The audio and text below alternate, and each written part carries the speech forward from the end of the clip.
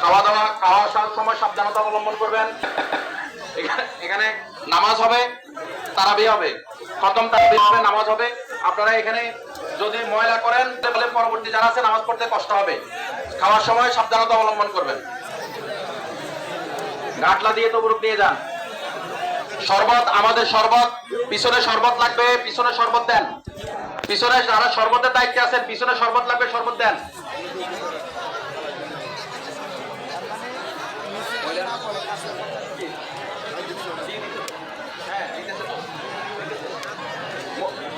দেন শরবত দেন। বাতি লাগছে, গ্লাস গ্লাস দিয়ে দাও। ওই যে ওয়াটার গ্লাস, আমার ওয়াটার গ্লাস।